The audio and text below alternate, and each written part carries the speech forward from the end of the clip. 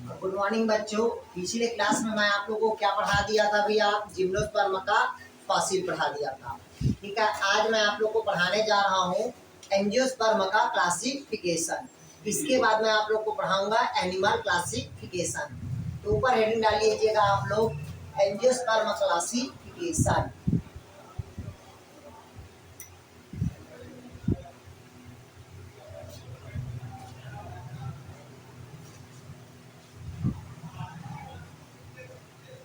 कौन सा क्लासिफिकेशन करता है भाई? एंजियोस्पर्म का क्लासिफिकेशन। तो सबसे पहले देखिएगा, जो एंजियोस्पर्म की बात होती है, मतलब सबसे पहले इसमें आता है आपका फ्लावर आएगा। क्या आएगा भाई? फ्लावर।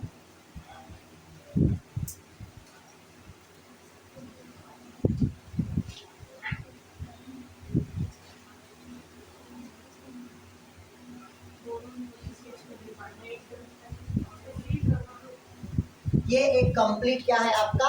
फ्लावर है। फ्लावर का जो निचले भाग होता है इसको कहते हैं थैलेमस कहते हैं। क्या कहेंगे इसको? थैलेमस। ये जो भाग दिख रहा है इसको कहते हैं अपन इपिकैलिक्स कहेंगे। क्या कहेंगे अपन? सर, इसको कहते हैं कैलिक्स कहेंगे। क्या कहेंगे अपन? कैलिक्स। इसको कहेंगे अपन करोला कहेंगे। इसको कहेंगे एंड्रोसियम। और इसको कहेंगे अपन डायनोसियम कहेंगे। क्या कहेंगे? डायनोसियम। देखिएगा, जनरली पुष्प के कितने भाग दिखाई दे रहा है अपने को? 4 भाग दिखाई दे रहा है। पहला है आपका कैलिक्स, दूसरा आपका करोला, तीसरा आपका एंडोसियम, चौथा क्या है आपका? डायनोसियम होगा। ये एक प्रकार के कंप्लीट क्या है आपका? फ्लावर। मैं अभी फ्लावर के टाइप्स नहीं पढ़ा रहा हूँ, जब हम डेवलपमेंट देखेंगे तब फ्लावर के टाइप्स को बताऊंगा। अभी मैं सिर्फ इसका लाइफ साइकिल को बता रहा हूँ। क्लियर वहां तक के? तो सबसे पहले देखते हैं फ्लावर। तो जनरली फ्लावर को 2 भागों में बांटा गया। कितना भागों में बांटा गया भाई? 2 भागों में बांटा गया। पहला होता है आपका एसेसरी आर्गन। पहला कौन होगा आपका? Accessory organ. पहला कौन सा आर्गन होगा? Accessory organ. और जो सेकंड होगा जिसको कहते हैं अपन रिक्वायर्ड आर्गन कहेंगे। कौन सा आर्गन कहेंगे भाई? Required organ. तो पहला कौन सा आर्गन होगा? Accessory argon. सेकंड कौन होगा आपका? Required organ. तो एसेसरी में कौन होगा आपका? कैलिक्स। और दूसरा कौन होगा आपका? करोला होगा। पहला कौन होगा आपका? कैलिक्स। सेकंड कौन होगा आपका? करोला। ये दोनों कौन सा आर्गन है? एसेसरी आर्गन है। कौन सा आर्गन भाई? एसेसरी। दूसरा एंड्रोसियम और कौन होगा आपका? डायनोसियम। इसको कहते हैं अपन रिक्वायर्ड आर्गन। और ये जहां से पुष्प का भाग जहां से लगा रहता है उस भाग को अपन क्या कहते हैं? थैलेमस कहेंगे। क्या कहेंगे उसको? थैलेमस। तो पहला अपन देखते हैं एसेसरी आर्गन का, पहला कैलिक्स देखते हैं। पहला क्या देखेंगे भाई? कैलिक्स। मिटा दो इसको। चलिए बना लीजिए, फिर समझाते हैं। एक एक पॉइंट को समझा रहे हैं इसका।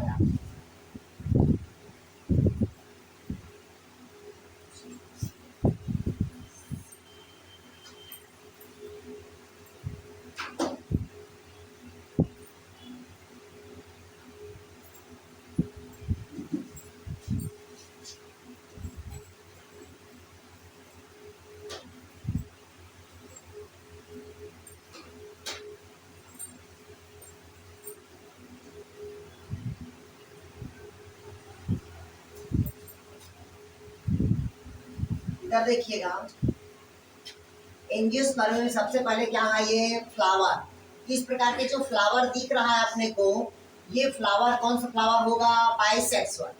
फ्लावर क्या है भाई आपका? बाइसेक्सुअल। बाइसेक्सुअल इसलिए कहते हैं आपका क्योंकि इसी फ्लावर पे ये क्या है? मेल है, और इसी फ्लावर पे आपका क्या है? ये पूरा फीमेल है। इस कारण पुष्प क्या होगा आपका? बाइसेक्सुअल होगा। क्लियर हुआ? अगर हम पुष्प को कहीं से भी काटते हैं, फ्लावर को अगर हम कहीं से भी काटेंगे, अगर 2 पार्ट्स में इक्वल पार्ट्स में डिवाइड हो जाएगा, तब वो फ्लावर क्या होगा? एक्टिनोमॉर्फिक। फ्लावर क्या होगा? एक्टिनोमॉर्फिक होगा। हमेशा याद रखना, दलहनी पौधे का जो भी कुल होगा, मतलब जैसे कि आपका लेग्यूमिनेसी प्लांट या फेबेसी प्लांट, उस पौधे का जो फ्लावर होगा हमेशा जाइगोमार्फिक होता है, हमेशा वो पुष्प क्या होगा, जाइगोमार्फिक। बाकी अधिकतर फ्लावर क्या होगा आपका, एक्टिनोमार्फिक होगा। क्लियर हुआ तक के? मतलब लेग्यूमिनेसी प्लांट का फैमिली का क्या होगा, फ्लावर जाइगोमार्फिक, बाकी सभी का फ्लावर क्या होगा भाई आपका, एक्टिनोमार्फिक नेचर का होगा। केवल लेग्यूमिनेसी कि अधिकतर लेग्यूमिनेसी, मतलब लेग्यूमिनेसी मेन माना जाता है। क्लियर हुआ? मतलब फ्लावर क्या बताया मैं आप लोग को, बाइसेक्सुअल, और फ्लावर कैसा होगा आपका, एक्टिनोमार्फिक होगा। क्लियर हुआ? बाइसेक्सुअल को कैसे प्रदर्शित करते हैं, तो ऐसे प्रदर्शित करते हैं, बाकी हम फैमिली डिस्क्रिप्शन में बताऊंगा मैं आप लोग। ठीक, अब हम जो पहला पढ़ा रहे हैं वो देखिएगा कैलिक्स। पहला ठीक, पहला किसकी बात कर रहे हैं अपन, कैलिक्स की। इधर देखिएगा ये फ्लावर है, ये क्या है आपका, ये फ्लावर है। क्लियर है?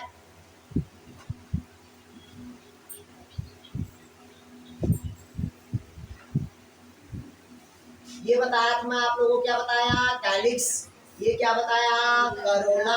ये क्या बताया, एंड्रोसियम। और ये क्या बताया मैं आप लोग को, गाइनोसियम।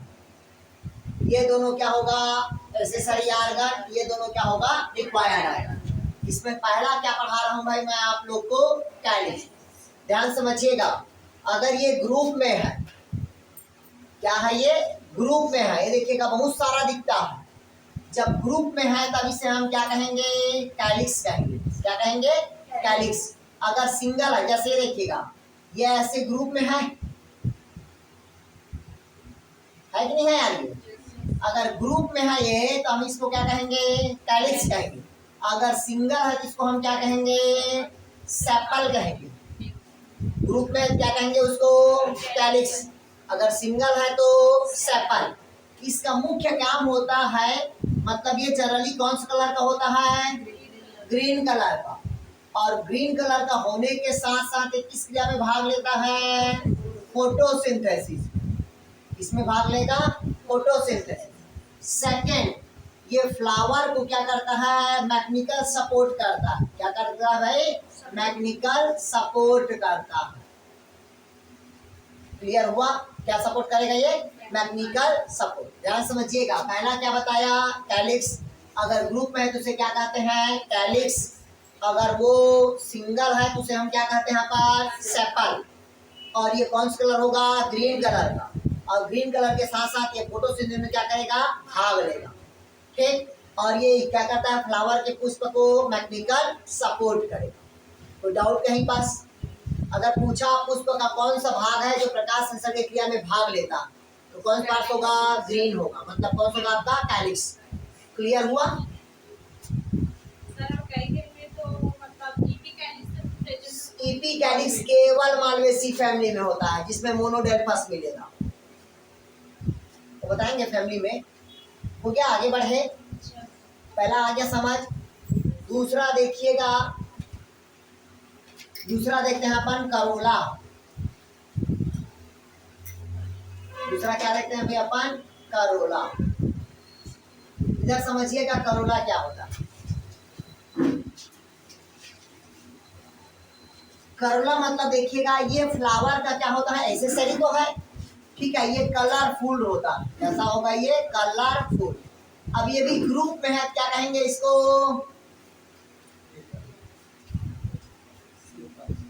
अगर ग्रुप में है क्या कहेंगे इसको, करोला ही कहेंगे। अगर सिंगल है तो इसको क्या कहेंगे, पेटल कहेंगे। क्या कहेंगे इसको, पेटल। अगर ग्रुप में है तो करोला, और सिंगल है तो पेटल। क्लियर हुआ तक के? फिर ये कलरफुल होता है। ये क्या होता है, कलरफुल। जो पुष्प का जो आइडेंटिफिकेशन किया जाता है, फ्लावर का क्या किया जाता है, आइडेंटिफिकेशन, वो किसके आधार पर किया जाता है, तो कलर के आधार पर। क्लियर हुआ तक के? भाई हम रेड कलर है तो मान लेते हैं गुलाब कलर होगा, नहीं आया समझ है? गुलाब है तो मतलब अगर रेड कलर का है तो समझते हैं कि ये मालवेसी है, गेंदा है, नहीं आया समझ? मतलब अलग अलग कलर का होगा। तो जो कलरफुल होगा वो किसके कारण होगा, आपका करोला के कारण होगा। ये कभी भी प्रकाश संश्लेषण क्रिया में भाग नहीं लेता। परफ्यूम बनाने के लिए, क्या बनाने के लिए, परफ्यूम बनाने के लिए केवल पौधे के पुष्प का कौन सा भाग यूज किया जाता है? तो करोला होता है। क्लियर है? डाउट कहीं पास? जितना भी खुशबू वाला अगर तेल बनता है, जितना भी खुशबू वाला तेल अगर बनता है तो अधिकतर फ्लावर कहाँ से लेते हैं? फ्लावर के करोला से लिया जाता है। क्लियर हुआ है तक के? कि देखिएगा ये जो कलरफुल होता है ये अट्रैक्टिव होता है। कैसा होगा भाई? अट्रैक्टिव, जिसके कारण इंसेक्ट इसके नजदीक पे आएगा। इसके नजदीक पे आएगा, इंसेक्ट इसके नजदीक पे आएगा। और कौन सा पॉलिनेशन करता है? तो वो क्रॉस पॉलिनेशन करेगा। कौन सा पॉलिनेशन करेगा भाई? Cross pollination. क्लियर हुआ तक के? भाई फ्लावर जितना अच्छा दिखेगा उतना अधिक मात्रा में क्या करेगा? वो क्रॉस पॉलिनेशन करेगा। क्लियर हुआ? तो किसके ऊपर डिपेंड करता है? ये फ्लावर के ऊपर डिपेंड करता है। क्लियर हुआ? तो डाउट कहीं पास? कलर के साथ साथ उसकी स्मेल जो परफ्यूम बनाते हैं उससे भी अट्रैक्ट होते हैं। मतलब अधिकतर उसमें कलर के कारण होता है, क्योंकि उसमें तो ग्लैंड्स, नेक्रेट ग्लैंड तो भाई है, नेक्रेट्स ग्लैंड, जिसके कारण वो क्या करता है? मतलब इंसेक्ट वो अपनी ओर अट्रैक्ट करेगा और क्रॉस पॉलिनेशन में क्या करेगा? वो पार्टिसिपेट करेगा। क्लियर हुआ? ये किसका हो गया? आपका करोला का। नेक्स्ट देखते हैं, ये दोनों क्या हुआ आपका? Accessory argon.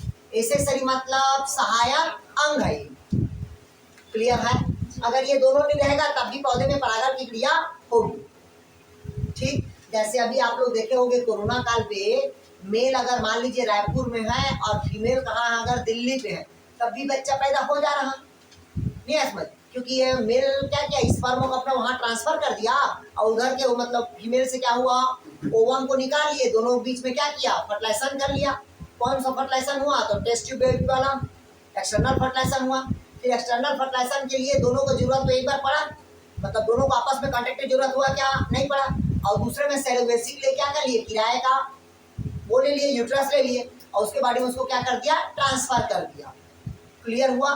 तभी वो मम्मी पापा क्या हो गए? बन गए। दोनों को कांटेक्ट होने की जरूरत हुई क्या? नहीं हुआ। क्लियर हुआ?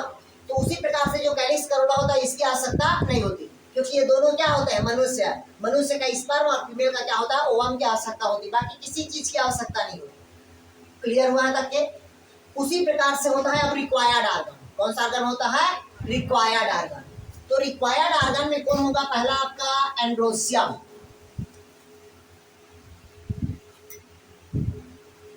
पहला देखते हैं अपन एंड्रोसियम। अब एंड्रोसियम इधर देखिएगा, एंड्रोसियम अगर ग्रुप में है, क्या भाई? अगर ग्रुप में है तब इसको क्या कहेंगे? एंड्रोसियम कहेंगे। हिंदी में इसको कहते हैं पुमांग कहेंगे। क्या कहेंगे इसको? पुमांग। तो ग्रुप में है क्या कह देते हैं इसको? एंड्रोसियम। अगर सिंगल है तो इसको कहते हैं स्टेमेन कह देते हैं। क्या कहते हैं? स्टेमेन, जिसको कहते हैं पुंकेसर। सिंगल है क्या कहेंगे? पुंकेसर। अगर ग्रुप में है तो एंड्रोसियम। अभी वो नहीं बता रहा हूं मैं, मतलब इसको ऐसे वाले को इधर समझ लीजिएगा आप लोग। एक ही डंडा पे लगा है तो उसको मोनोडेल्फास बोलते हैं। नहीं है समझ? आप दो डंडा है तो डाइडेल्फास, तीन है तो ट्राई, चार है तो टेट्रा। ये सब अभी नहीं पढ़ा रहा हूं मैं। क्लियर है? आगे में पढ़ाएंगे, जब फैमिली पढ़ाएंगे तब। क्लियर हुआ? जैसे एक डंडा है क्या कहलाएगा? मोनोडेल्फास। जैसे देखिए एक डंडा से ऐसे बाहर निकला है, ऐसे बहुत सारा निकल गया है, तो वो क्या कहलाएगा? मोनोडेल्फास कहलाएगा। क्या कहलाएगा? मोनोडेल्फास। आया समझ यार? अगर मान लीजिएगा डंडा यहाँ से दो निकल रहा है, ये देखिएगा, दिख रहा है कि नहीं दिख रहा है? एक डंडा ये और एक डंडा ये, तो क्या हो जाएगा? डाइडेल्फास। और आपको पहले बता देता हूँ, थोड़ा सा सुन लीजिएगा, मोनोडेल्फास केवल मालवेसी फैमिली में पाया जाता है, केवल मालवेसी फैमिली में। और जो डाइडेल्फास होता है वो हमेशा लेग्यूमिनेसी फैमिली में पाया जाता है। किस फैमिली में पाया जाता है? लेग्यूमिनेसी पे। क्लियर हुआ? टेट्राडेल्फास और हेक्साडेल्फास हमेशा कौन फैमिली में होता है? ब्रेसिकेसी फैमिली में। इसमें होगा आपका ब्रेसिकेसी। हमेशा टेट्राडेल्फास ब्रेसिके सॉरी उसमें होगा क्या? सरसों वाले पे, ठीक है, जिसको कहते हैं ब्रेसिका फैमिली। क्लियर हुआ है तक के? डाउट कहीं पास क्या? और पेंटामेरस अगर आप पूछेगा तो सोलेनेसी फैमिली। कौन फैमिली में? सोलेनेसी। तो आगे मैं लिखवाऊंगा फैमिली वाले में जब पढ़ाऊंगा तब। तो देखिए इधर देखिएगा, एंडोसियम को हम हिंदी में क्या कहेंगे, पुमक। ग्रुप में क्या कहेंगे, एंडोसियम। जैसे यहाँ पर देखिएगा, ये भी एंडोसियम है, ये भी एंडोसियम है, ये भी एंडोसियम है। तो इधर 3 दिख रहा है, इधर 2 दिख रहा है, मतलब बहुत सारा है, मतलब 5-6 है, तब उसे हम क्या कहेंगे, एंडोसियम। और अगर सिंगल है तो उसको क्या कहेंगे, स्टेमेन कहेंगे। स्टेमेन मतलब क्या होगा आपका, पुंकेसर। क्या कहेंगे इसको, पुंकेसर। तो कभी भी देखिएगा जो एंडोसियम होगा उसके 3 भाग होते हैं, मतलब पुमन के कितने भाग होगा, 3, मतलब स्टेमेन के 3 भाग होगा। इधर देखिएगा, ये इस प्रकार से कितने भाग होगा, 3 भाग। पहला भाग ये वाला कहलाता है आपका फिलामेंटस।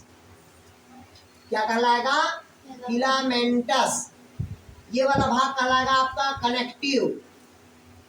क्या कहलाएगा, कनेक्टिव। और ये वाला भाग क्या कहलाएगा आपका, एंथर कहलाएगा।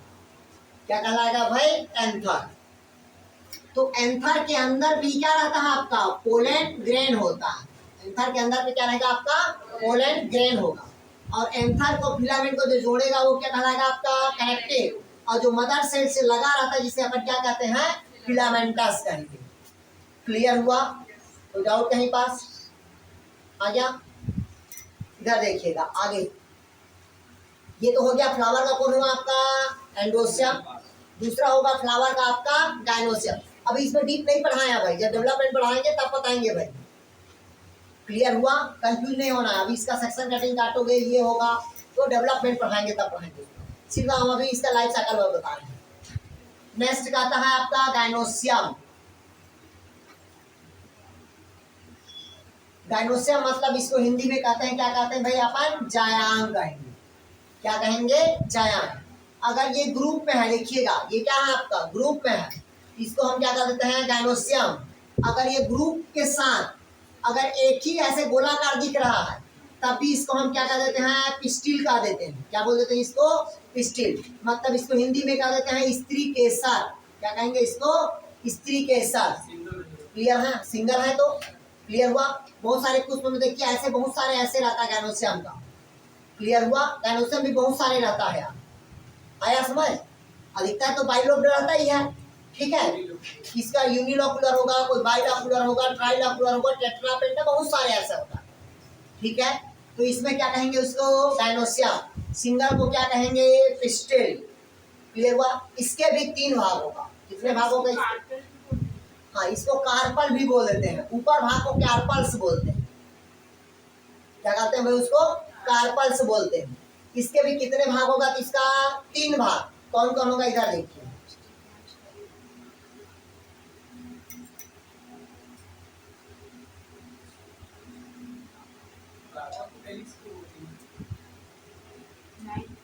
फीमेल को। इधर देखिएगा, ये कहलाता है आपका स्टिग्मा। ये क्या कहलाएगा, स्टिग्मा। ये कहलाएगा आपका स्टाइल। और ये वाला कहलाता है आपका ओवरी कहलाता है, ठीक है। गाइनोसियम के जनरली कितने पार्ट्स में बांटा गया है, 3 पार्ट्स में। पहला स्टिग्मा, ये जनरली बाइलोब्ड होता है या ट्राइलोब्ड होता है। क्या होगा, बाइलोब्ड और ट्राइलोब्ड। इसका यहाँ पास होता है म्यूसिलेस पाया जाता है। यहाँ पास क्या प्रेजेंट रहता है, म्यूसिलेस, जो केवल मेल के मतलब पराग कण को यहाँ पास अटैच करने का काम करता है, चिपकाने का काम करता है। इसी कारण यहाँ पास एक नया पैदा होता है जिसको कहते हैं पोलन पिस्टिल इंट्रक्शन कहते हैं। पोलन पिस्टिल क्या कहते हैं भाई, इंट्रक्शन। मतलब पिस्टिल के पास ही पोलन आके क्या जाता है, चिपक जाता है, और दोनों के बीच में क्या होता है, अट्रैक्शन होता है। इस कारण इसको कहते हैं पोलन पिस्टिल इंट्रक्शन। क्लियर हुआ, क्योंकि आपको पता है एक्सेप्ट करना या रिजेक्ट करना ये केवल फीमेल को जाता है, ना कि मेल को। क्लियर हुआ भाई। यहाँ पास बहुत सारे पराग कण आएगा, चांस तो मारेगा ही, लेकिन फर्टाइजर में भाग वही लेगा जो फीमेल उसको क्या करेगी, एक्सेप्ट करेगी। क्लियर हुआ तक के। दूसरा क्या कहलाता है आपका, स्टाइल। तो ओवरी और स्टिग्मा को जो जोड़ेगा वो क्या कहलाएगा, स्टाइल। इसका काम होता है केवल पोलन ग्रेन को मार्ग प्रोवाइड करना, पाथ प्रोवाइड करता है।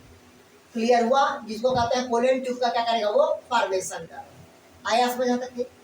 तीसरा होगा ओवरी, क्योंकि ओवरी एक खुला हुआ भाग होता है। ठीक इसी ओवरी के संरचना के आधार पर फ्लावर को 3 भागों में बांटा गया है। ओवरी के संरचना के आधार पर कितना भागों में बांटा गया है? 3 भागों में। जैसे कि पहला का था हाइपोगाइनस, दूसरा होता है आपका इपीगाइनस और तीसरा होता है आपका पेरीगाइनस। 3 भागों में बांटा गया फ्लावर को। पहला कौन होगा आपका? हाइपोगाइनस, दूसरा कौन होगा आपका? इपीगाइनस और तीसरा कौन होगा भाई आपका? पेरीगाइनस होगा। क्लियर हुआ? कितना भागों में बांटा है भाई आपका? 3 भागों में। क्लियर हुआ? पहला हाइपो, इपी और पेरी। कैसे होता है इसको फैमिली वाले में बताएंगे कि अभी बता देंगे? ठीक है, इधर सुन लो। जैसे आपका इधर देखिएगा, जिस जगह से कैलिक्स, करोला, एंड्रोसियम और गैनोसियम चारों की उत्पत्ति एक ही जगह से हुआ। ठीक, तो वो फ्लावर क्या होगा? हाइपोगाइनस। ध्यान समझिएगा, ये ऐसा है, ये देखिए ये हमारा हाथ क्या हुआ? कैलिक्स, इसी के ऊपर सब चीज ऐसा संग्रहित है, तो फ्लावर क्या होगा? हाइपोगाइनस। ये हमारा हाथ क्या हुआ? थाइलस हुआ। यहीं से सभी चीज क्या होता है? ऐसे उत्पत्ति हुआ, तो ये कौन सा होगा आपका? हाइपोगाइनस। दूसरा देखिएगा,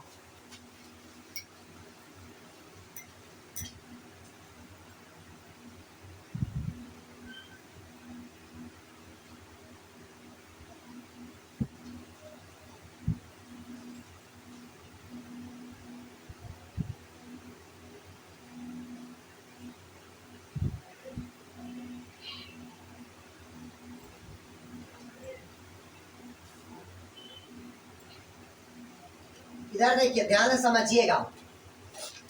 यहां से देखिएगा, बीज से हो रहा है, बीज से उत्पत्ति हुआ।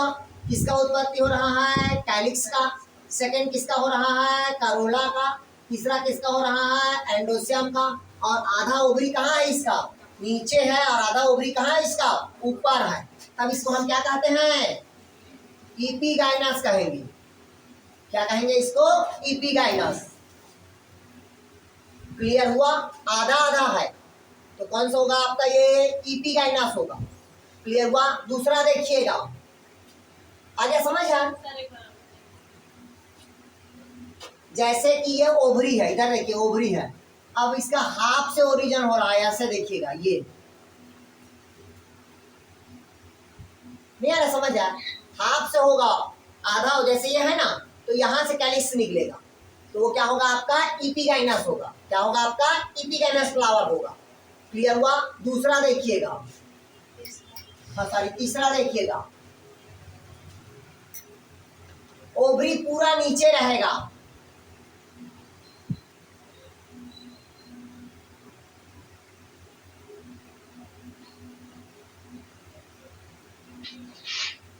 ओवरी कहाँ रहेगा? अधिकतर नीचे। देखिए पूरा ओवरी कहाँ है इसका?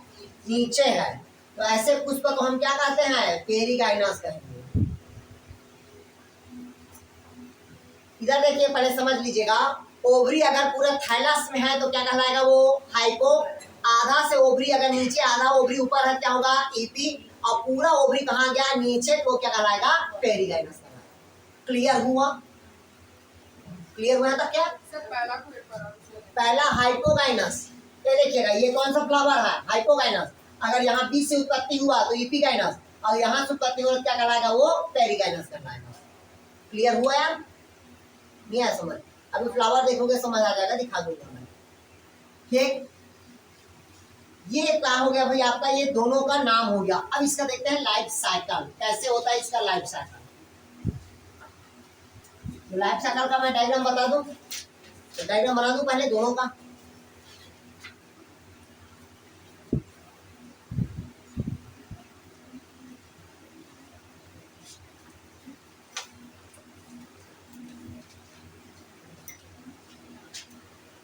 कैसे लाइफ साइकिल बनाने के अलावा क्या अलग अलग बताते चले जाओ। बना दीजिए सर, छोटा छोटा बनाना पड़ेगा ना।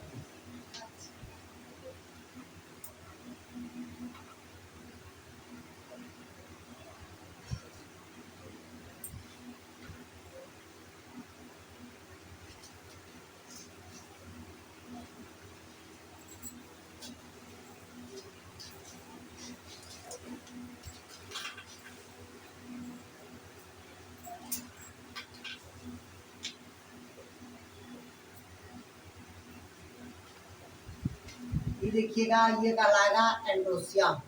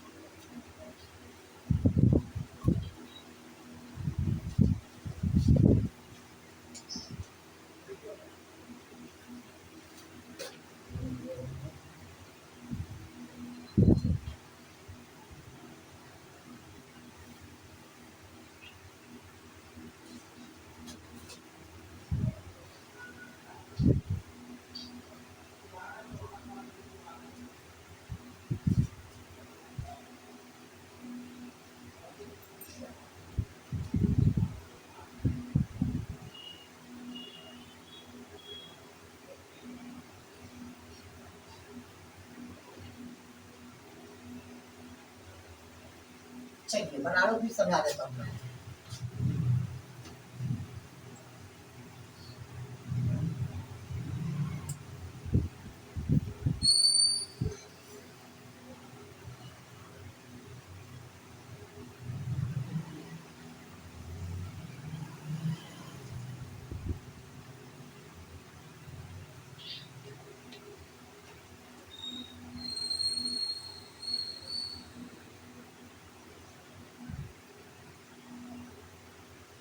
तो क्या समझा दिया?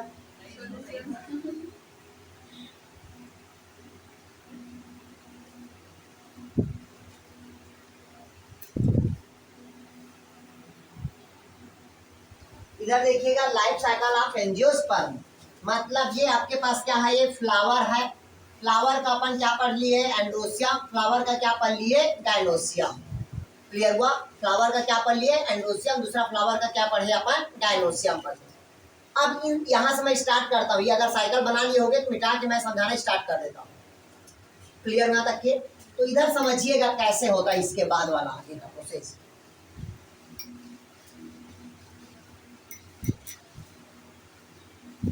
क्योंकि जैसी देखिएगा मेल और फीमेल दोनों डेवलपमेंट हो गया है, तो ये फीमेल का क्या होता है भैया, आपका एम्ब्रियो सेक बोलते हैं। क्या बोलते हैं इसको, एम्ब्रियो सेक। यहाँ पास पोलन ग्रेन आया। कौन सा आया भैया, आपका पोलन ग्रेन। क्लियर हुआ? तो पोलन ग्रेन हमेशा क्यों आता है, ध्यान समझिएगा। अगर वो फ्लावर का क्या होता है, जो स्टिग्मा होगा वो हमेशा ऊपर रहता है, और जो गाइनोसियम होता है हमेशा कहाँ होता है, नीचे होता है। तो ऊपर से नीचे आके गिरता है।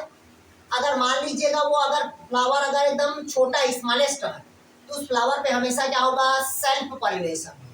कौन सा पॉलिनेशन होगा, सेल्फ पॉलिनेशन। अगर फ्लावर अट्रैक्शन है, अगर फ्लावर का साइज बड़ा है, तो हमेशा उसमें कौन सा पॉलिनेशन होगा, क्रॉस पॉलिनेशन। ठीक है? तो पॉलिनेशन का भी अलग अलग फंडा है। कैसे अलग अलग है, कहता है एक मैच्योर फ्लावर के एंथर से, एक मैच्योर फ्लावर के एंथर से पोलन ग्रेन डिस्चार्ज होके सेम फ्लावर के स्टिग्मा पे ट्रांसफर होना, या दूसरे फ्लावर के स्टिग्मा पे ट्रांसफर होना, ये दोनों क्रिया को हम क्या कहते हैं, परागण कहते हैं, जिसे हम क्या कहते हैं, पॉलिनेशन। तो ये पॉलिनेशन भी अलग अलग होता है। क्लियर है? कैसे होगा वो आगे बता दूंगा मैं। जैसे कि सेल्फ पॉलिनेशन भी दो प्रकार का होगा और क्रॉस पॉलिनेशन भी दो प्रकार के होगा।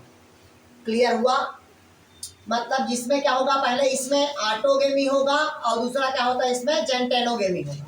इसमें पहला क्या होगा, एलोगेमी, और दूसरा क्या होगा आपका, जीनोगेमी होगा। क्लियर है? ये आगे मैं बताऊंगा आप लोग को जब पॉलिनेशन पढ़ाऊंगा तब। ठीक, मतलब एक मैच्योर फ्लावर के एंथर से पोलन ग्रेन डिस्चार्ज होता है सेम फ्लावर की स्टिग्मा पे, या दूसरे फ्लावर के स्टिग्मा पे ट्रांसफर होता है तो उसे हम क्या कहते हैं, परागण कहते हैं। मतलब परागकण का स्टिग्मा के पास उड़कर जाना, ये कहलाता है परागण। क्लियर हुआ? अब जितने भी पोलन ग्रेन है वो सभी चांस से मारेगा, तो पोलन ग्रेन का रास्ता भी क्या होता है, अलग अलग होता है। कोई परागकण सीधे अंदर घुस सकता है यहाँ से, मतलब कहाँ से घुस सकता है, चलाजा से। कोई परागकण कहाँ घुस सकता है, माइक्रोपाइलर के जगह से। और कुछ परागकण कहाँ से घुस सकता है, इंट्यूबेट से। मतलब अलग अलग तरीका से घुस सकता है। तो इसके आधार पर यहाँ से क्वेश्चन भी आता है, चलाजा से घुसेगा तो चलाजा गेमी, अगर माइक्रोपाइलर के थ्रू घुसेगा तो उसको कहते हैं पोरोगेमी, अगर इसके द्वारा घुसता है इंटोमेंट के द्वारा घुसता है तो उसको कहता है मीजोगेमी कहते हैं। वो लिखवाऊंगा मैं आप लोग को बाद में। क्लियर हुआ? आ गया समझ? तो इसका घुसने का तरीका क्या हुआ, अलग अलग। अब आया और इसके देखेगा, अब क्या करता है, उसको अंदर तो आ गया, अब क्या करेगा, वो निषेचन करेगा। क्या करेगा, निषेचन। तो किसके किसके बीच करता है, इधर देखिए, ये एम्ब्रियो से, जिसमें 3 क्या होता है आपका, एंटीपोडल। 3 क्या होगा भाई, एंटीपोडल। इस एंटीपोडल्स को हम कहते हैं, अपन क्या कहते हैं भाई, प्रतिमुख कोशिका।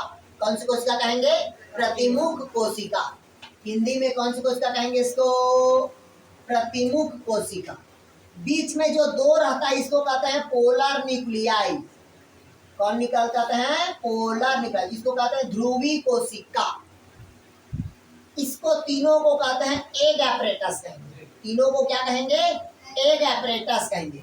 मतलब अनुपकरण बोलते हैं। क्या बोलते हैं, अनुपकरण। मतलब ये वाला कहलाएगी एग, और जो अगल बगल है वो कहलाएगा इसका सिनर्जिस। इसका उत्पत्ति कैसे होगा, इधर सुनिएगा। पहले पौधे का कोई एक कोशिका, एक कोशिका से कितना कोशिका बना, 2 कोशिका। 2 कोशिका से कितना कोशिका बनेगा, 4 कोशिका बनेगा। कितना कोशिका बना, 4 कोशिका। 4 कोशिका में से 3 कोशिका क्या हो जाता है, डीजनरेट हो जाता है। अब बचता है कितना कोशिका, 1 कोशिका। और इसी एक को हम बोलते हैं मेगास्पोर। क्या कहेंगे, मेगास्पोर। अब इसमें डिवीजन होगा तो 1 से कितना कोशिका बनेगा, 2। 2 से कितना बनेगा, 4। और 4 से कितना बनेगा, 8। जब 8 बनेगा तो इसका व्यवस्थित क्रम इस प्रकार से हुआ। क्लियर हुआ? अभी डीप नहीं पढ़ाया, मैं पहले बता रहा हूँ। मैं सिर्फ पॉइंट बस बताते जा रहा हूँ अभी, क्योंकि ये विशाल है, अभी आगे पढ़ोगे। क्योंकि development of embryo, monosporic, bisporic, trisporic, tetrasporic, ठीक है, वो आगे पढ़ोगे अभी आप। क्लियर हुआ? तो अब इस प्रकार से क्या बना उसका, एम्ब्रियो से। अब यहाँ से कौन आया भाई, आपका परागकण आया। कौन आया यहाँ से, परागकण, मतलब पोलन ग्रेन आया। तो कोई भी पोलन ग्रेन ऐसा है, गोलाकार संरचना है, इसमें न्यूक्लियस कितना होता है, 1। तो एक जो परागकण होता है वो कितना मेन न्यूक्लियाई का फॉर्मेशन करता है, कितना मेन न्यूक्लियाई बनाता है, 2 मेन न्यूक्लियाई का निर्माण करेगा। कितना निर्माण करेगा, 2 मेन न्यूक्लियाई। तो जो प्रथम वाला मेन न्यूक्लियाई है, देखिएगा 2 आया, ऐसे करके 2 आ रहे हैं ना। तो एक मेन न्यूक्लियाई ये हुआ और एक मेन न्यूक्लियाई ये हुआ। तो जो प्रथम मेन न्यूक्लियाई होगा वो अंड कोशिका के साथ फ्यूजन करेगा। किसके साथ करेगा, एक सेल के साथ। इधर समझिएगा, फर्स्ट मेन न्यूक्लियाई किसके साथ फ्यूजन किया, एक सेल के साथ। तो N और N मिलकर क्या बनाया, 2A। मतलब दोनों के बीच में फर्टिलाइजेशन हुआ तो क्या बना, जाइगोट। और जाइगोट से क्या बनता है, तो एम्ब्रियो बना। मतलब एक परागकण इसके साथ फ्यूजन कर दिया। क्लियर हुआ? जिस प्रकार से एक के अगल बगल में क्या होता है, सिनर्जिड्स होता है, जिसके अंदर फिलिप फार्मकी ऑपरेटस होता है, जो परागकण को अपनी ओर क्या करता है, अट्रैक्ट करता है। उसी प्रकार से ह्यूमन बॉडी में जो बर्थोलिन ग्लैंड्स होता है वो मेल को अपनी ओर क्या करता है, अट्रैक्ट करता है। 2 ग्लैंड्स होता है, बर्थोलिन और रेक्टम ग्लैंड, ठीक है, जो फीमेल को मतलब मेल को अपनी ओर क्या करेगा, अट्रैक्ट करेगा। तो उसी प्रकार से यहाँ पर क्या होता है, सिनर्जिड्स होता है। वही एग्जाम्पल देखिएगा, जब सज धज के दुल्हन निकलती है तो दुल्हन के अगल बगल में 2 पड़ोसी रहती है। देखियो ना, दुल्हन के अगर दोनों हाथ को ऐसे पकड़ के निकालते हैं ना, तो दूल्हा तो जान रहा है वो दुल्हन को, वो दुल्हन को नहीं देखता, वो दोनों किसको देखता है, पड़ोसी को, क्योंकि दोनों पड़ोसी क्या होता है, अट्रैक्ट होता है, मतलब क्या कहता है, अट्रैक्शन पैदा करता है। क्लियर हुआ, आ गया समझ में। उसी प्रकार से सिनर्जिस के अंदर क्या होता है, फ्री फार्म के apparatus होता है। क्लियर हुआ तक के। दूसरा फिर सेकेंड फिर मेन न्यूक्लियाई आया, और मेन न्यूक्लियाई इस पोलर न्यूक्लियाई के साथ क्या करता है, फ्यूजन करता है। तो पोलर न्यूक्लियाई ऑलरेडी क्या है, 2n है, प्लस एक n आया, तो कितना n बना, 3n बना। और 3n को हम कौन सा फ्यूजन कहते हैं, ट्रिपल फ्यूजन कहते हैं। और ट्रिपल फ्यूजन के बाद क्या बनता है, तो एंडोस्पर्म। ये क्लियर हुआ।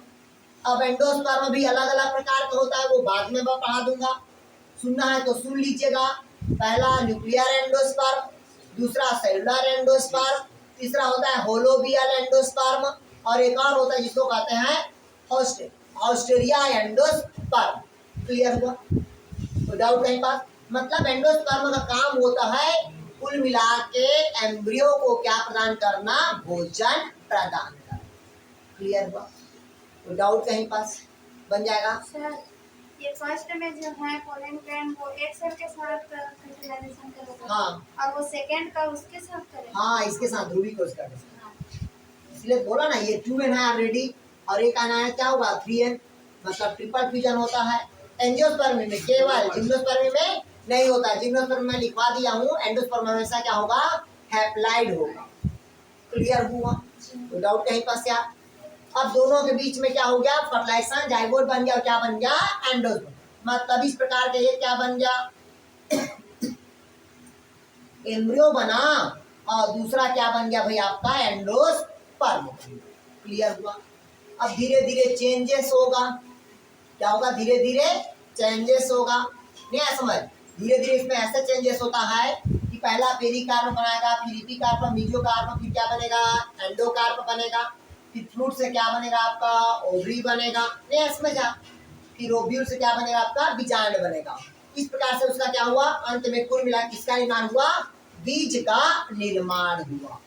किसका निर्माण हुआ, सीड का निर्माण हुआ। तो अब यहाँ पास किसका निर्माण हो गया भाई, एक बीज का निर्माण हुआ। बीज मतलब क्या हो गया, सीड का निर्माण हुआ। ठीक, कोई भी सीड में देखिएगा, सीड में एक जगह माइक्रोपाइलर पाया जाता है। जब हम संरचना देखते हैं तो बीज की हम सेक्शन कटिंग काटते हैं, तो इस प्रकार की उसकी संरचना क्या होता है हमको दिखाई देगा, इस प्रकार की। क्योंकि बीजांड भी अलग अलग प्रकार का होता है, वो मैं पहले बता रहा हूँ, उसको बाद में पढ़ाऊंगा। जैसे कि आर्थोट्रापस, एनाट्रापस, सर्सिनोटामस, क्लीमोट्रापस, ठीक है, ये अलग प्रकार का होता है, 6 प्रकार का होता है। ठीक है, अधिकतर जो क्वेश्चन होता है वो 3 ही से आता है। ठीक, पहला होता है आर्थोट्रापस, दूसरा होता है एनाट्रापस, और तीसरा होता है आपका एक और होता है कीमोट्रापस। ठीक है, जो हाथी घोड़े के नाल के समान दिखता है। ये 3 से क्वेश्चन ज्यादा बनता है। क्लियर हुआ तक के। तो अब कुल मिला के यहाँ पास क्या बन गया, बीजांड। बीजांड मतलब सीड। सीड 2 ही चीज को एब्जॉर्ब करता है। पहला किसको एब्जॉर्ब करेगा, ऑक्सीजन को, और दूसरा किसको एब्जॉर्ब करता है, मिनरल न्यूट्रिशन। किसको एब्जॉर्ब करता है, मिनरल न्यूट्रिशन। मतलब अब क्यों एब्जॉर्ब करता है आपको पता होना चाहिए, क्योंकि इसमें भोज्य पदार्थ क्या होता है, स्टोर होता है। फूड मटेरियल क्या होता है, स्टोरेज होता है। क्योंकि ये बना हुआ क्या है, ऑर्गेनिक कंपाउंड है। कौन सा आपका, ये ऑर्गेनिक कंपाउंड। तो जैसे बीज ऑक्सीजन को क्या करता है, एब्जॉर्ब करता है। तो कोई भी सूखा बीज ऑक्सीजन को एब्जॉर्ब किसके थ्रू करता है, तो माइक्रोपाइलर के द्वारा। ठीक, और दुनिया, हाँ, माइक्रोपाइलर से एब्जॉर्ब करता है, क्योंकि उसी जगह इंट्रूमेंट क्या होता है, एब्सेंट होता है। क्लियर हुआ, जिस जगह से छिद्र रहेगा उसी जगह से तो बाहर निकलेगा, उसी जगह से अंदर जाएगा ना। पानी में डुबोगे तो नाक और मुंह के थ्रू पानी कहाँ होगा, अंदर जाएगा। भाई कोई भी दुनिया की रीत है, अगर सूखा बीज होगा तो डायरेक्ट ऑक्सीजन का एब्जॉर्ब कर पाता है क्या, किसके थ्रू जाएगा, वो वाटर के थ्रू जाता है। क्लियर हुआ, क्योंकि वाटर में सभी प्रकार के मिनरल न्यूट्रिशन क्या होता है, उपस्थित होता है, क्योंकि सॉल्युबल कंडीशन होता है। आपको पता होना चाहिए जितना भी प्रकार के मिनरल न्यूट्रिशन होता है वो टोटल कितना होता है, 17 होता है, जिसमें से आपका मैक्रो एलिमेंट क्या होगा, 9, और माइक्रो एलिमेंट कितना होता है आपका, 8 होगा। क्लियर है, टोटल कितना होता है, 17। आया समझ? ये पढ़ाऊंगा खनिज पोषण जब पढ़ाऊंगा तो। मैक्रो मतलब बड़ा और मैक्रो मतलब छोटा। क्लियर हुआ तक के? तो जैसे मिनरल न्यूट्रिशन का अब्जॉर्ब करता है इसका सीड कोट क्या हो जाता है? सूख जाता है।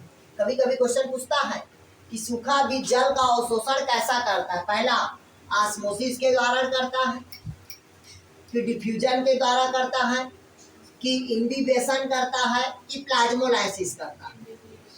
हमेशा सूखा बीज या कोई भी सूखा चीज, ड्राई चीज हमेशा इनविवेशन करता है, अंतः चूषण करता है। क्लियर हुआ? कोई भी सूखा बीज या सूखा सीड, दुनिया का कोई भी चीज हमेशा कैसा करेगा? वो इनविवेशन, अंतः चूषण करता है। शरीर के अंदर क्या करेगा? उसको एब्सॉर्ब करेगा। क्लियर हुआ तक के? जैसी अंतः चूषण किया तो उसका साइज क्या हो जाएगा? इंक्रीज हो जाएगा। क्या हो जाएगा? साइज उसका इंक्रीज। जैसी साइज इंक्रीज होगा तो यही पास होता है आपका एम्ब्रियो। यहाँ पास क्या रहेगा? मान लो एम्ब्रियो। अब एम्ब्रियो के दो भाग होता है, इपीकार्टिलेडन और हाइपोकार्टिलेडन बोलते हैं। क्लियर हुआ तक के? या इसी को बोल देते हैं आपका, यहाँ पास से नीचे आया तो इसको बोलते हैं आपका लेग्यूम बोल देते हैं, और ऊपर को क्या बोलते हैं? आपका प्लूम बोल देते हैं। क्लियर हुआ? एम्ब्रियो के भाग से ही नीचे से किसका निर्माण करेगा? रूट का, और ऊपर की तरफ किसका निर्माण करेगा? सूट का करेगा। तो दुनिया में कोई भी चीज सीड अंकुरण के समय, सीड अंकुरण के समय हमेशा किसकी आवश्यकता होती है? डार्क की। दुनिया में कोई भी बीज हमेशा अंधकार में क्या होगा? अंकुरित होगा, लाइट में अंकुरित नहीं होगा।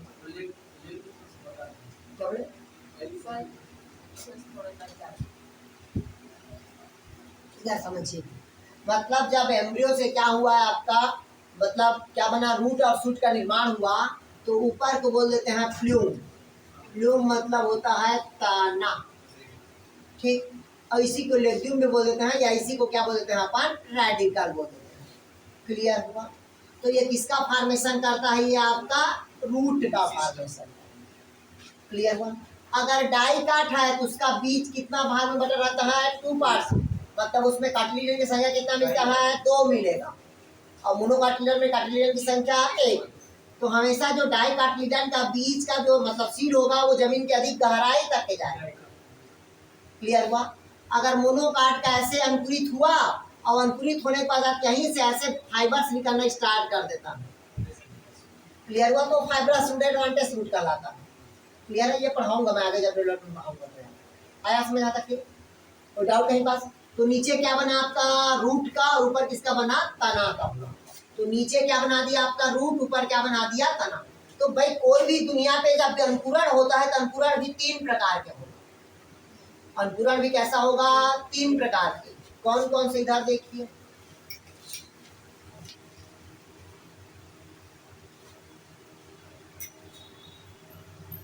पहला होता है आपका इपीजियल जर्मिनेशन। पहला कौन सा जर्मिनेशन होगा? Epigeal germination. दूसरा होता है आपका हाइपोजियल जर्मिनेशन।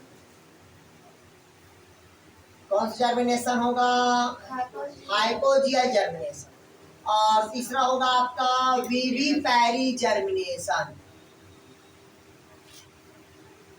3 ही प्रकार के बीज में क्या होता है? अंकुरण होता है। ये दोनों कंडीशन कहाँ होता है? मदर सेल से अलग होने के बाद। क्लियर हुआ?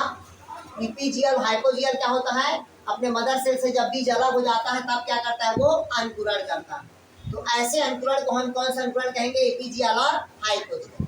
जो मदर सेल से लगा हुआ अंकुरण होता है उसे क्या कहेंगे? विविपैरी जर्मिनेशन। तीनों को बता रहा हूं मैं, अभी सुन लीजिएगा। हाँ जी बोलिए। हाँ बोलिए ना। हिंदी में क्या बोलते हैं? ये देखिएगा, इपीजियल को बोलते हैं अपन,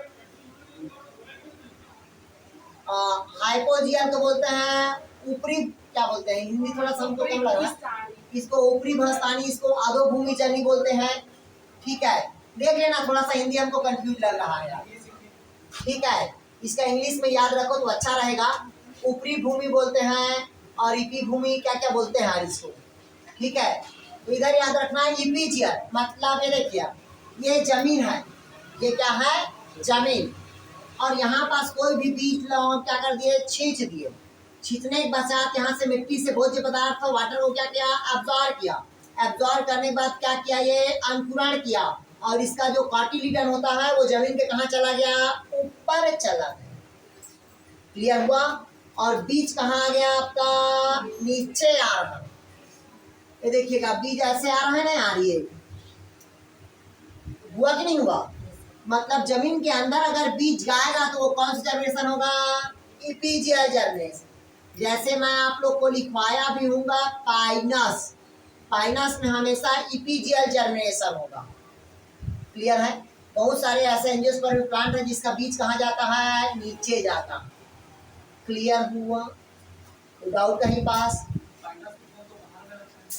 कौन बाहर में रहता है सीड की बात कर रहे हैं, मतलब भाई उसका जो स्पोर होता है फर्टिलाइजेशन के बाद क्या होता है नेक्स्ट सीड बनता है, नीचे गिरेगा जर्मिनेशन करेगा, उसका बीज अब जमीन के अंदर गहराई में चला जाता है। क्लियर हुआ। तब उसे क्या कहते हैं भाई ईपीजियल जर्मिनेशन करते हैं। क्लियर हुआ तक कि दूसरा कहता है हाइपोजियल जर्मिनेशन।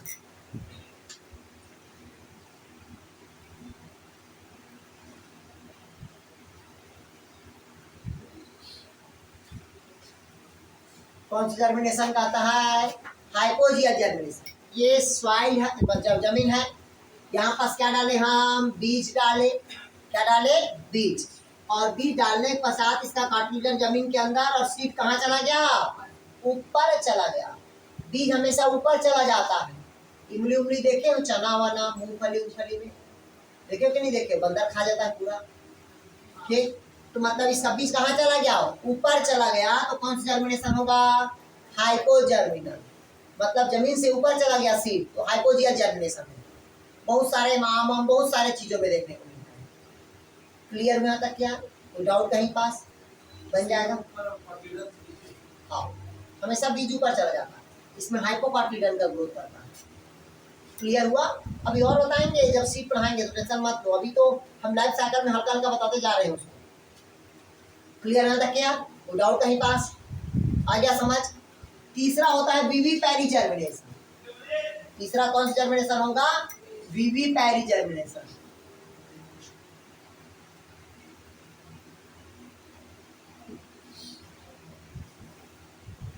कौन सा जर्मिनेशन होता है विवी पैरी जर्मिनेशन। तो जो विवी पैरी जर्मिनेशन होता है वो हमेशा मैंग्रोव प्लांट में होगा।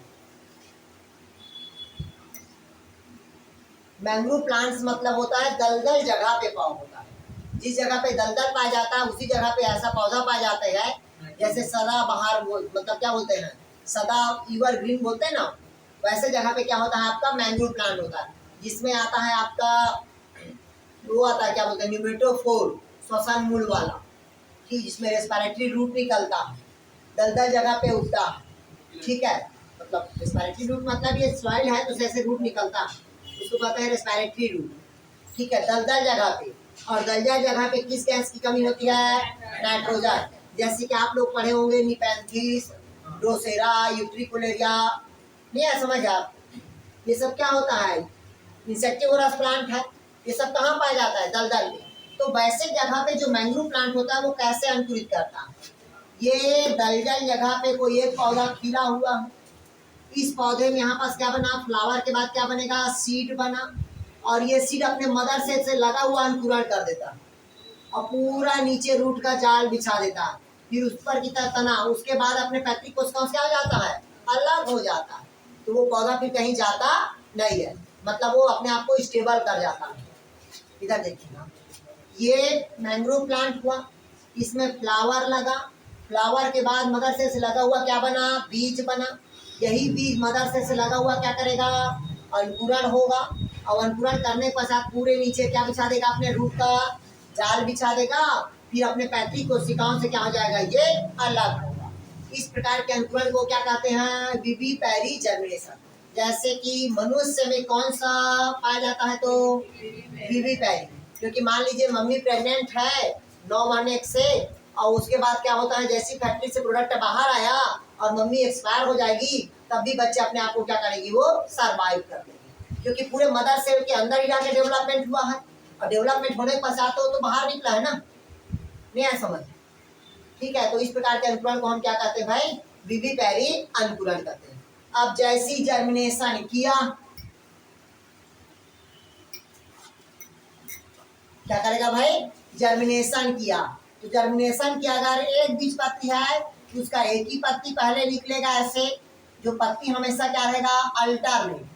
मोनोकाट के प्लांट में हमेशा पत्ती क्या रहेगा, अल्टरनेट निकलेगा, और कैसा रहेगा तो अल्टरनेट बोलते हैं, एकांतर क्रम में होगा। मोनोकाट के प्लांट में, किसके प्लांट में होगा, मोनोकाट के प्लांट में, इसमें कोई भी ब्रांच नहीं पाया जाता, कोई भी शाखा नहीं मिलेगा। आया समझ, आगे समझ आया, नहीं आया। और इसमें हमेशा कौन सा रूट होता है, एडवांटेज रूट रहेगा, हमेशा कौन सा रूट रहेगा, एडवांटेज रूट रहेगा। क्लियर हुआ। अपस्थानिक सा जड़े बोलते हैं जिसको, क्लियर हुआ। फाइबरस रूट अलग होता, उसी का प्रकार है एडवांटेज रूट है। क्लियर हुआ यार। दूसरा, अगर वो डाई काट का है तो उसमें 2 कार्टिलिडन बनता है, कितना कार्टिलिडन बनेगा, 2 कार्टिलिडन। तो 2 कार्टिलिडन जैसी बनता है, फिर जैसी कार्टिलिडन के बाद एक तो पत्ती आता है, उसके बाद इसका कोई मतलब नहीं रहता फ्लोएम का, मतलब जो भोज्य पदार्थ को लाता है ना, उसका कोई मतलब नहीं रहता। पत्ती बना मतलब वो प्रकाश संश्लेषण क्रिया में क्या करेगा, भाग लेगा और अपना भोजन स्वयं बना लेगा। अंकुरण तक के कौन उसको पोषण प्रदान करता है, तो एंडोस्पर्म करता है। क्लियर हुआ, तो डाउट कहीं पास। फिर अंकुरण कर लिया, फिर यहाँ पास क्या लगा, फ्लावर लगा, फ्लावर लगने के बाद फिर क्या हुआ, वो क्रिया चलते रहे। ये हुआ life cycle of angiosperm. Dicot में तो एंडोस्पर्म एब्सेंट, सब में प्रेजेंट रहता है, आर्किड के पौधे को छोड़ के, ठीक है, अरंडी को छोड़ के नॉन एंडोस्पर्मिक होता है। आया समझ, क्योंकि बिना एंडोस्पर्म का वो न्यूट्रिशन प्रोवाइड नहीं कर पाएगा। क्लियर है। 2-3 पौधा है जिसको छोड़ के बोलते हैं। क्लियर है। बाकी सब में एंडोस्पर्म क्या होता है, पाया जाता है। आया समझ, नहीं आया। मतलब आर्किड्स में क्या होता है, जनरली वो दूसरे के ऊपर डिपेंड रहता है। ठीक, इसीलिए देख रहे हो ना यार, ये जैसे आम का पेड़ है, ये रतनपुर जाते हैं तो एक पेड़ है, यहाँ पास कोई भी बीज गिरा हुआ है, तो ये जो बीज अगर किसी पौधे के तना पे चिपक गया तो वो पौधे के तने से अपना भोजन ग्रहण करने लगता है। क्लियर हुआ। फिर ये अंकुरण हुआ तो इसमें रूट बन जाता है, और ऐसे क्या बनता है आपका, इसमें लीफ बनता। तो अब इसे पौधे से कोई मतलब नहीं होता ऐसे भोजन का, उसके घर में सिर्फ ये रहता है, मतलब सहवास रहता है, मतलब रहने का काम करता है, उसे कोई भोजन प्राप्त नहीं करता। ठीक, वो वातावरण में उपस्थित, इससे वातावरण में उपस्थित ऑक्सीजन को या जल को इसके रूट के द्वारा, रूट मतलब, क्योंकि आर्किड के रूट को वेलामेन कहा जाता है। क्या कहा जाता है, वेलामेन। इसी वेलामेन के थ्रू ये वाटर को क्या करेगा, एब्जॉर्ब करेगा, और अपना जीवन यापन क्या करेगा, वो सरवाइव करेगा। ठीक, क्वेश्चन पूछता है कि आर्किड के रूट जल का, वाटर का एब्जॉर्प्शन किसके थ्रू करता है, किसके थ्रू करेगा, आपका वेलामेन। पूछा किसके रूट में वेलामेन पाया जाता है, कौन सा होगा आपका, आर्किड। सबसे स्मॉलेस्ट बीज किसका होता है, आर्किड का। ठीक, हाथ गोड़ टूटता है तो कौन सा दवाई दिया जाता है, आर्किड का। क्लियर हुआ, आ गया समझ, आया यार इधर। चलिए, दीपिका, गायत्री, जितेन, ज्योति, नेहा, राजनंदनी, रेखा, संगीता, सुमित्रा, सुप्रिया, वेद कुमारी, विद्या, विजय, विनोद, विवेक। आया आप लोगों को समझ यार।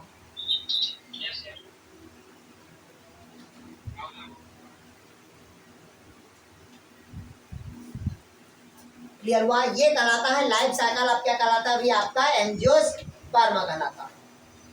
क्लियर हुआ यहाँ तक के। अब चलिए अगला हेडिंग डालेंगे, इसका लाइफ साइकिल भी बताऊं क्या है, प्लांटिंग, डिप्लांटिंग, हैप्लोडिप्लांटिंग। पढ़ा दिया वैसे मैं इसको, क्योंकि एलगी में पढ़ा दिए हैं। लाइफ साइकिल क्या होता है, हैप्लांटिक होगा, डिप्लांटिक होगा, और क्या होगा वो, हैप्लोडिप्लांटिक। ये तीन ही प्रकार का एंजियोस्पर्म होता है, लिख लो। पहला हैप्लांटिक प्रकार का होगा, दूसरा डिप्लांटिक प्रकार का होगा, तीसरा हैप्लोडिप्लॉन्टिक प्रकार का होगा।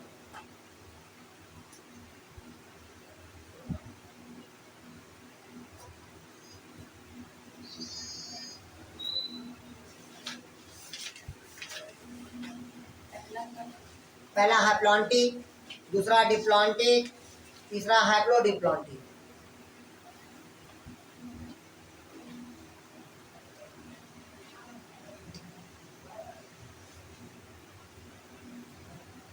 हो गया, बता दूं अब अगला। अब स्टार्ट करें एनिमल क्लासिफिकेशन।